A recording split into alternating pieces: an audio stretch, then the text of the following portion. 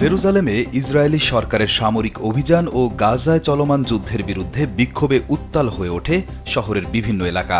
গতকাল শনিবার অনুষ্ঠিত এই বিক্ষোভে অংশগ্রহণকারীরা ফিলিস্তিনে চলমান হত্যাযজ্ঞ বন্ধ, যুদ্ধবিরতি কার্যকর এবং ইরানি বেসামরিক নাগরিকদের ওপর যুক্তরাষ্ট্র ও ইসরায়েলের বোমা হামলা বন্ধের দাবি জানান। বিক্ষোভকারীরা নেতানিয়াহু সরকারের সমালোচনাও করেন। বিভিন্ন ভিডিও চিত্রে দেখা গেছে আন্দোলনকারীরা রাস্তা অবরোধ করে ইসরায়েলি পতাকা ও জাতিগত নিধন বন্ধ করো, ফিলিস্তিনিদের জীবনও মূল্যবান লেখা প্ল্যাকার্ড বহন করছেন। তাদের ছত্রভঙ্গ করতে ইসরায়েলি পুলিশ পানি নিক্ষেপকারী কামান ব্যবহার করে। এ সময় পুলিশের সঙ্গে আন্দোলনকারীদের সংঘর্ষ হয়। এই ঘটনার পর পুলিশ বেশ কয়েকজন বিক্ষোভকারীকে আটক করে। লোডশেডিং কিংবা ঘরের বাইরের তীব্র গরমে ওয়ালটন রিচার্জেবল ফ্যান থাকলে থাকবে শুধু বাতাস আর বাতাস।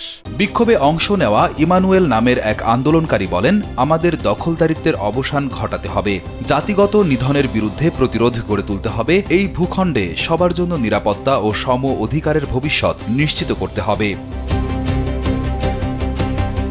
তিনি আরও বলেন, এই হত্যাযজ্ঞ বন্ধ হতেই হবে, সহিংসতা থামাতে হবে।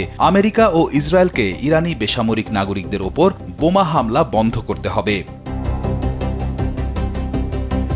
রাজ নামের আরেক বিক্ষোভকারী অভিযোগ করেন, বর্তমান সরকার ইচ্ছাকৃতভাবে সংঘাত দীর্ঘায়িত করছে এবং গণতান্ত্রিক প্রতিষ্ঠানগুলোকে দুর্বল করে দিচ্ছে। তিনি বলেন, আমি এখানে আমার সরকারের বিরুদ্ধে প্রতিবাদ জানাতে এসেছি। এই অন্তহীন যুদ্ধ সরকারের নীতিরই অংশ বলে মনে হচ্ছে।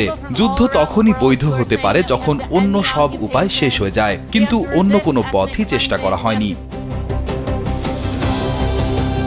2023 সালের 7 অক্টোবর হামাস নেতৃত্বাধীন হামলার পর শুরু হওয়া ইসরায়েল হামাস যুদ্ধের প্রেক্ষাপটে ইসরায়েলের ভেতরে সরকার বিরোধী আন্দোলন আরও তীব্র হয়ে উঠেছে। ওই হামলায় 1139 জন নিহত হন, যার অধিকাংশই ছিলেন ইসরায়েলি বেসামরিক নাগরিক। একই সঙ্গে 200 জনেরও বেশি মানুষকে জিম্মি করা হয়। এরপর গাজায় বিমান হামলা ও স্থল অভিযান সহ বড় পরিসরে সামরিক অভিযান শুরু করে ইসরায়েল। গাজার স্বাস্থ্য কর্তৃপক্ষের তথ্য অনুযায়ী এখন পর্যন্ত 72,736 জন ফিলিস্তিনি নিহত এবং 1,72,535 জন আহত হয়েছেন।